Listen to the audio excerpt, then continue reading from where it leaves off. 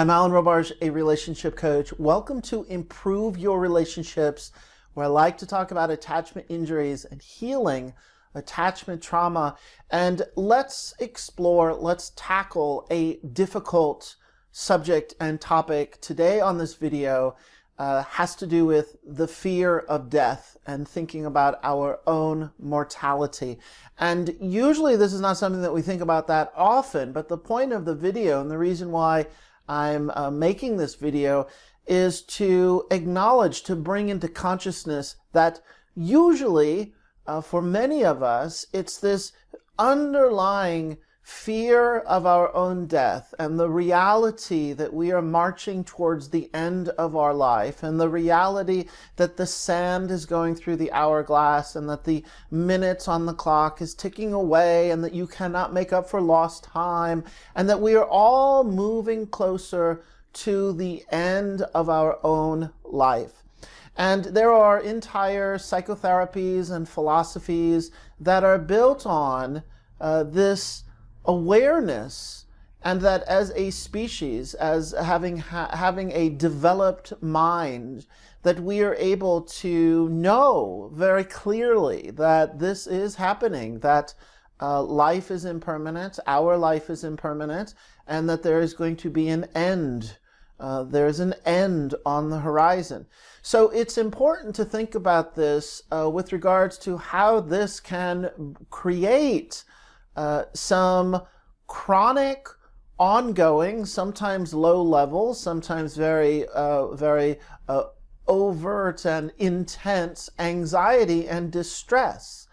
And this shows up frequently in our relationships, because a number of people, a number of times, will hang on to a relationship out of this fear of being alone, which is the fear of the unknown of their own death, and to not have someone in their life, that they would much rather convince themselves to stay in a bad relationship with the wrong partner and to endure a certain immediacy of distress and struggle and not feeling like their relational needs are getting met, because they're trying to manage the underlying fear of their own existence. And so we're talking about existence pain, we're talking about existential loneliness.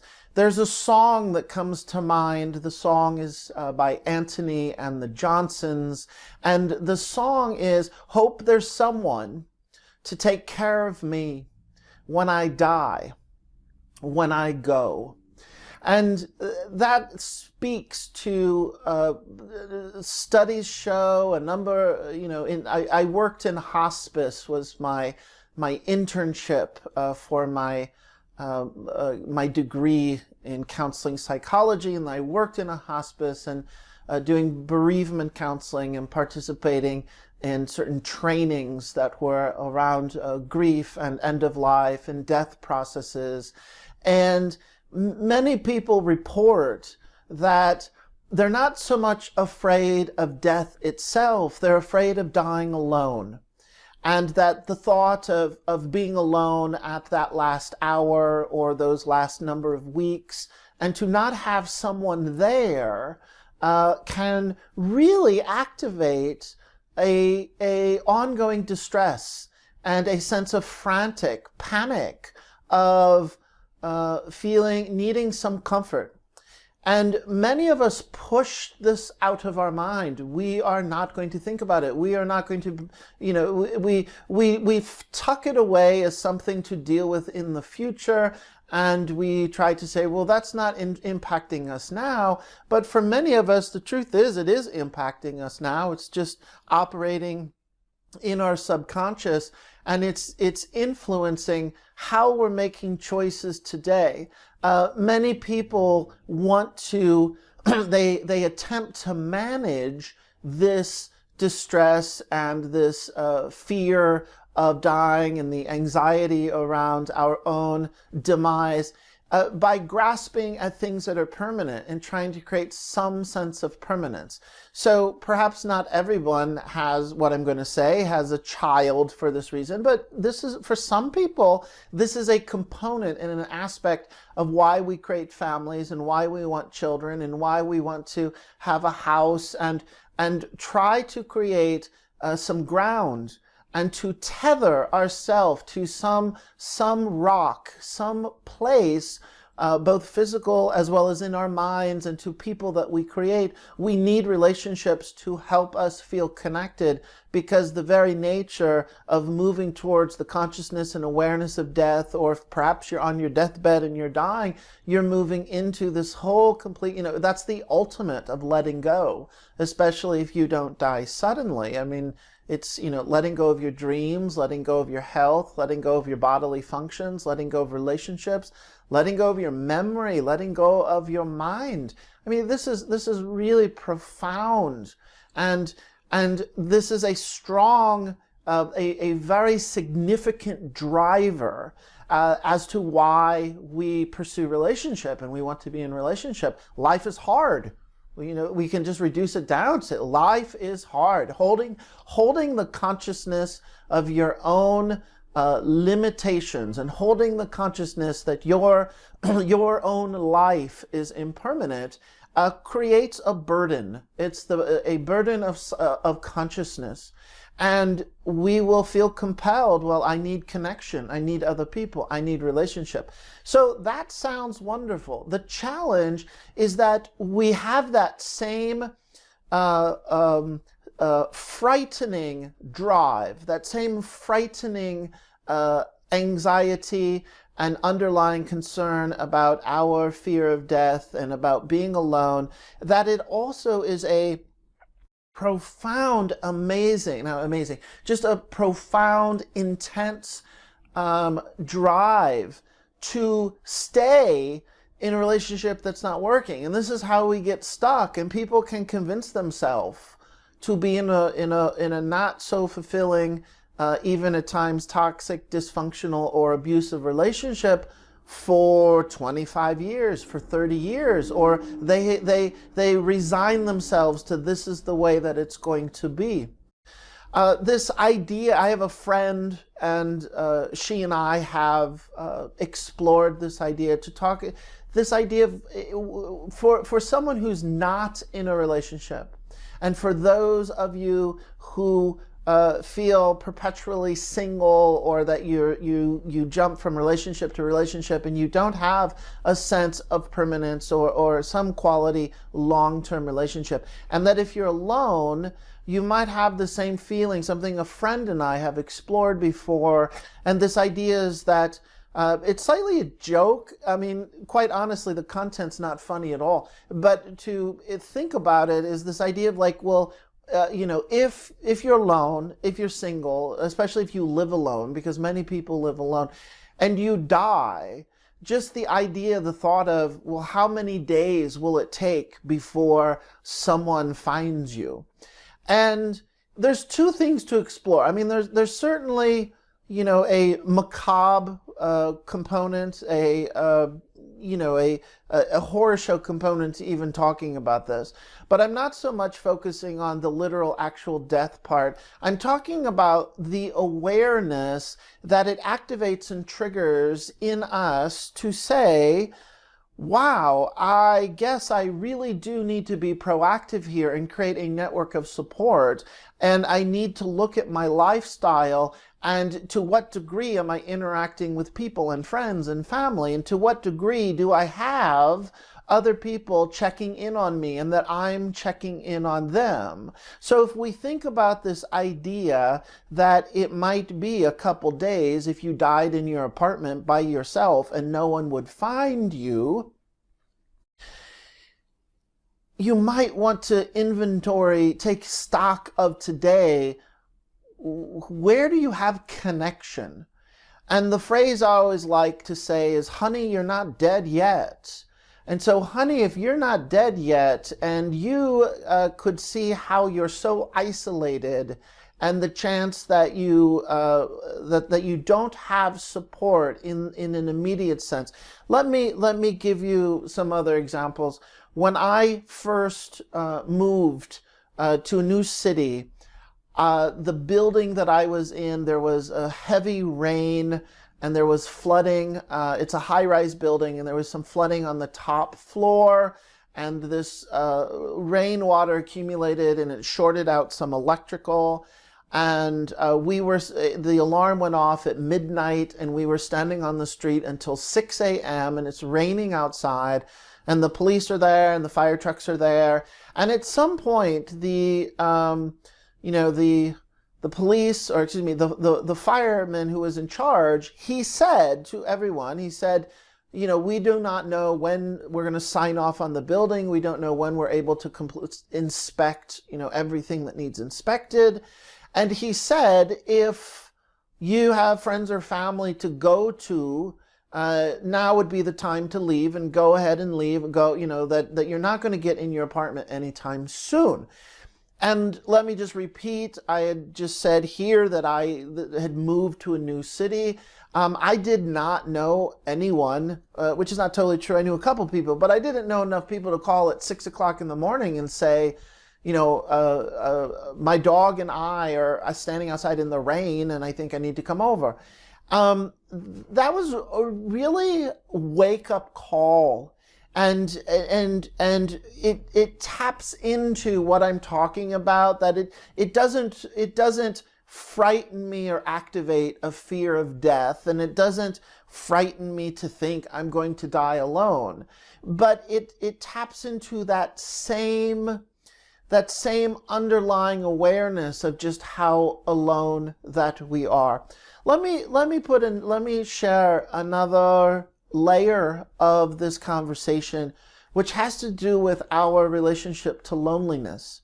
And that's going to get folded into when we're thinking in very practical terms of where do you have community, where do you have a network of support, where do you have friends, how are you investing in your life in such a way so that you are at 6 o'clock in the morning and that you have somewhere to go.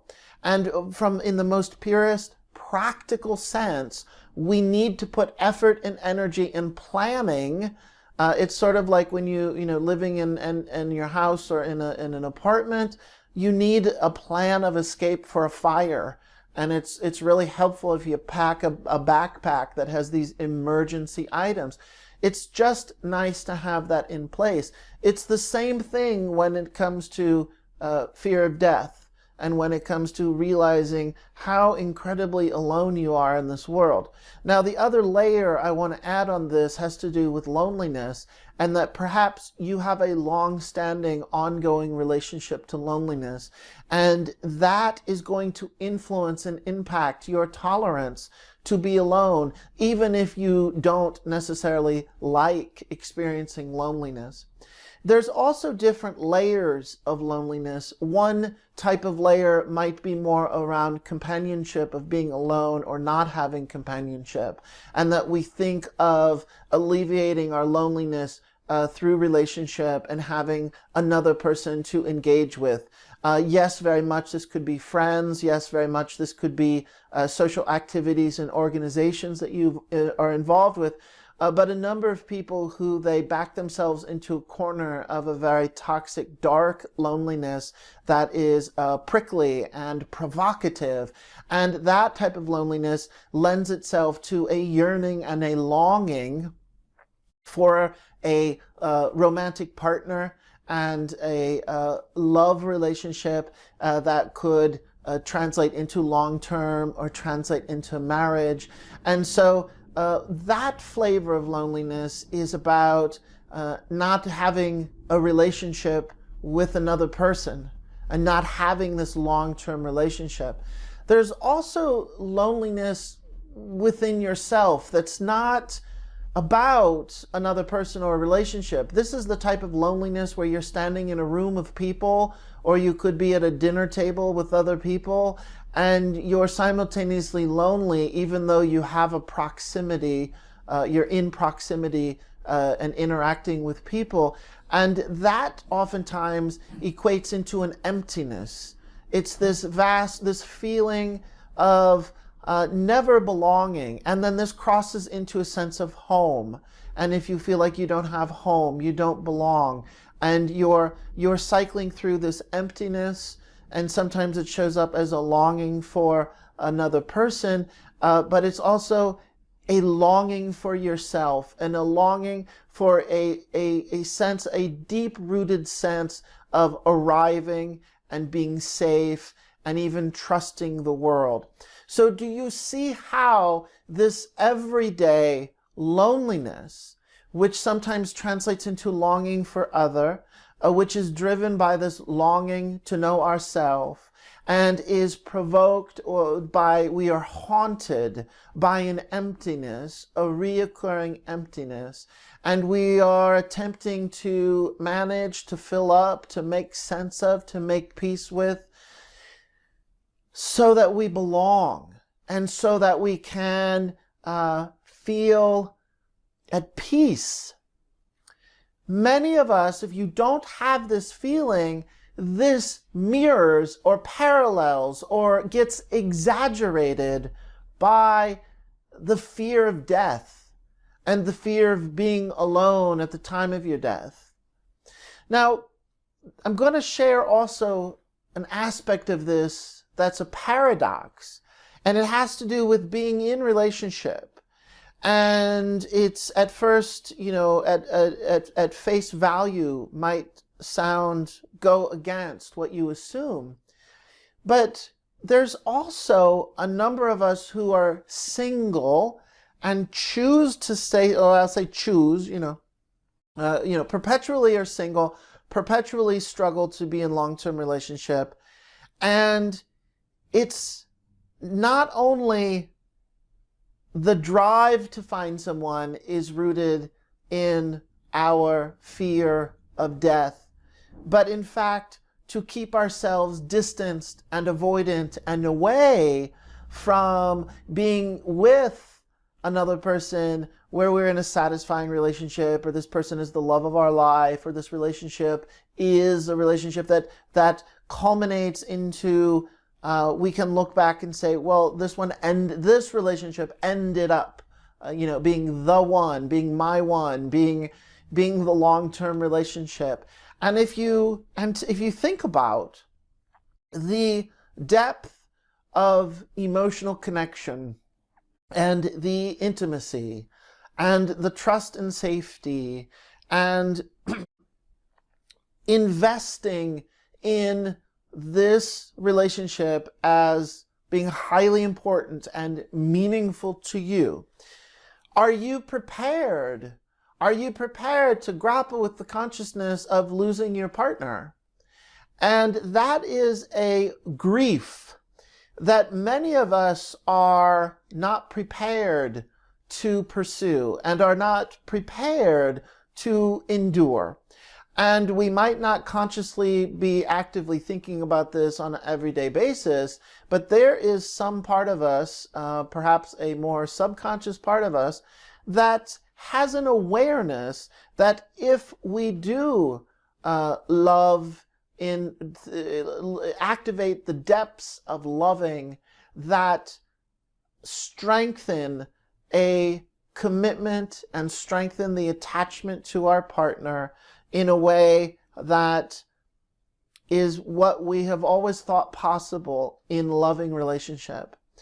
And that you and your partner, all of us together, are marching towards the end of our lives. And then to grapple with this existential riddle or existential conundrum around who's going to go first, who's going to die first. And of course, you don't choose that. But even to entertain this idea of imagining that it's your partner that goes first, are you prepared for the devastation or the provocative shaking of how life, the grief, could shake you to your core? And then some of us think, well, we do want to be that person. Back to the song, hope there's someone to take care of me when I die and when I go. And we think that it's an act of loving to be that person, to be that someone for our partner. But can you imagine in this moment, and perhaps some of you have been through this already, you are a widower or a widow, and the amount of strength and courage and the willingness to consciously let your heart break, especially if your partner is sick and dying and you're a caretaker and you're helping take care of the person that you love, and you simultaneously are letting go of the memories and the dreams and the hopes and the aspirations and the futures, and you share the history, and simultaneously you graciously, it demands so much grace to be able to consciously say goodbye. If you have a fear of death of your own and the fear of losing a partner, and if you have attachment injuries and you have an unresolved haunting emptiness and a haunting loneliness that finds it challenging to not be consumed within your loneliness, that if you found a partner, chances are you're going to use it as a savior, or the relationship. Use the relationship as a savior. Use the relationship as a life preserver, to buffer you from your own loneliness and to buffer you from the groundlessness of your mortality and buffer you from the reality of impermanence that your relationship could end or your partner could die. And many of us then, unbeknownst to us, on a very subconscious level, these tensions, these psychic tensions, the tension that is created psychically from the very provocative, intense challenge of what this means to be a human being, to love and be loved, to be in relationship, to look in the face of reality, to look in the face of mortality, to look in the face of loss. And these are not things that people think about. This is when people get married and share their vows and they say, till death do us part, they're not actually in that moment, generally for most people, are not activating the consciousness of what you're really signing up for here. And so the point of this video, and what I'm trying to share, is that we seem to many times try to play both sides of the fence, of keeping ourselves avoidant and removed because of the reality of this fear of death and the truth of impermanence. And then we also feel equally compelled and driven by some profound thrust to very much be in relationship and find a partner, at the same time to manage the existential struggle with loneliness and the existential struggle with holding consciousness of our own mortality. And this creates a lot of internal unrest.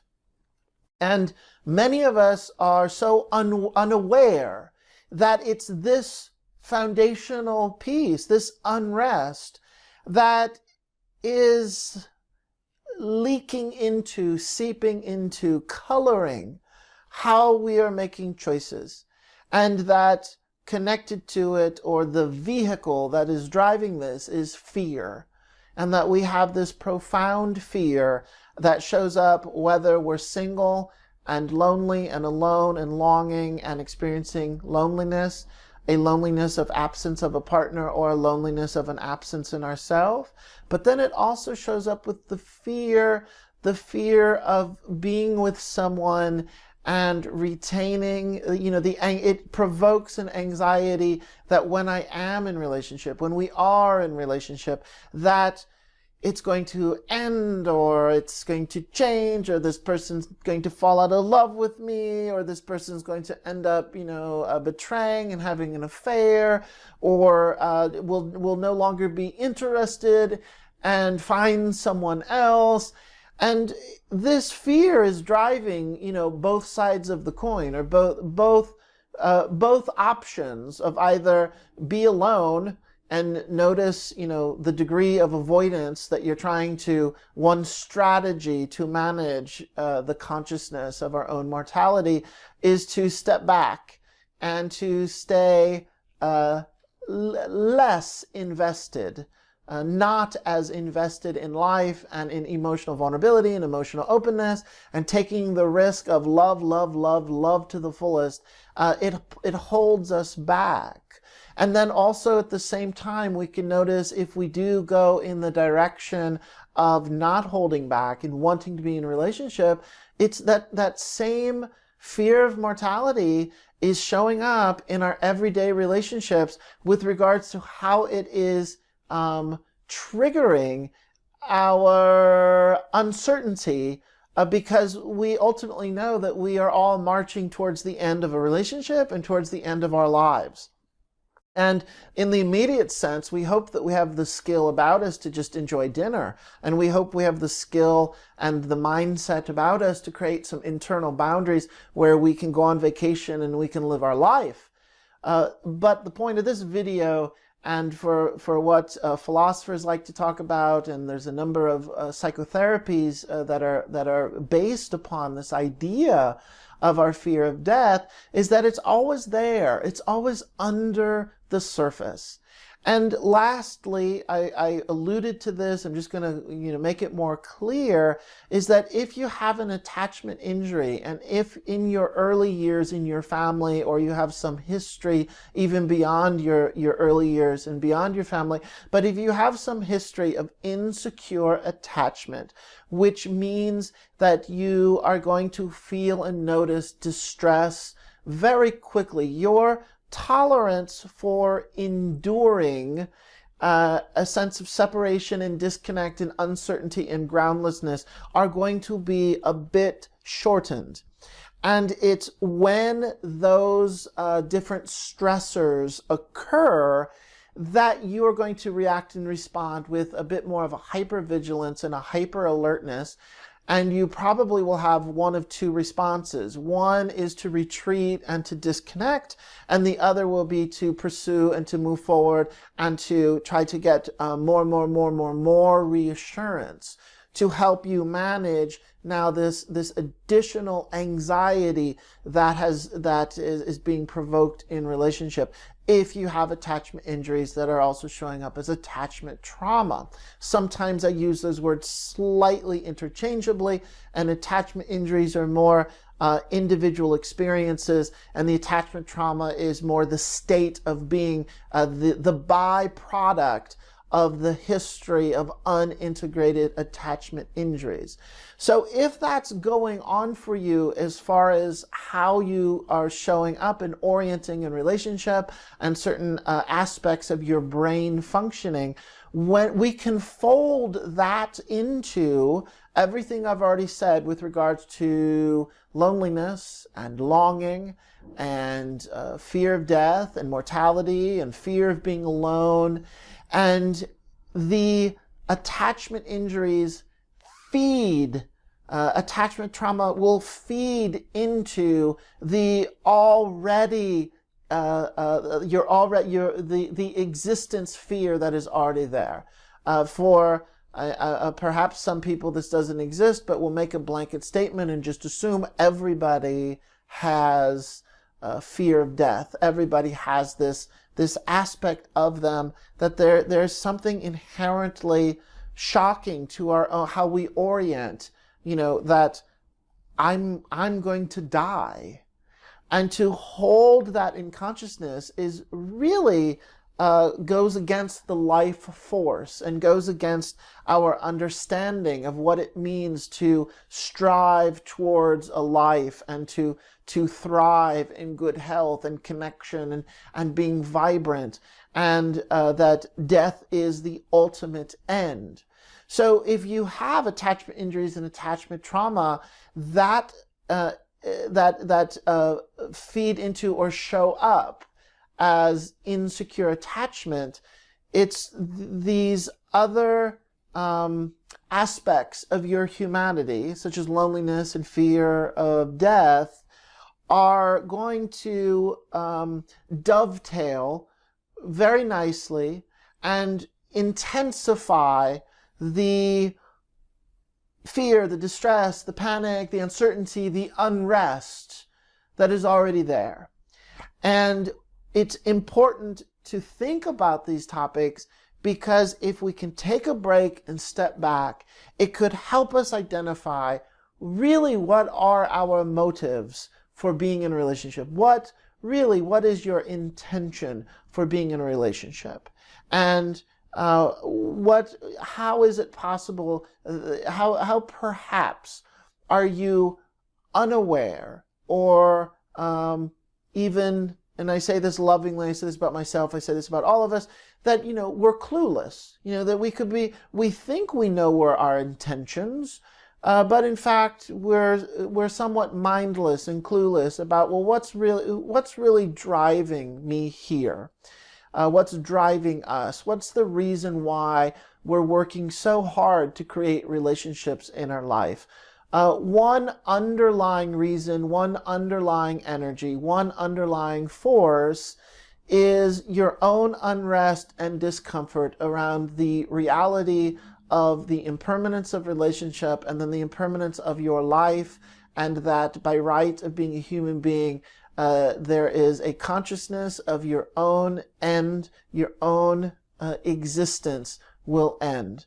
And many times it's this inability to integrate that reality that creates struggle and unrest and strife that is compelling us to either stay avoidant and disconnected from life, or to jump in a relationship and to immerse ourselves so completely in it like it's our savior and our life preserver, because we're trying to force creating some ground and trying to buffer ourselves from the reality of groundlessness. I hope that this was helpful. Reminds me of that song. I hope there's someone to take care of me when I die, when I go. I hope this video is helpful to you. It's heavy stuff. It's not easy to think about. But if we get past the initial shock aspect of it, the provocativeness of it, and we can sit back and try to have an objective mind as best we can, it really sobers us up to do some life review. Where are you at in your life? What have you done so far? What do you have left to do? And it sobers us up to take inventory of what the heck am I doing in these relationships? And perhaps the challenge of what I do need to create in my life, which includes friends and family and creating a network of support.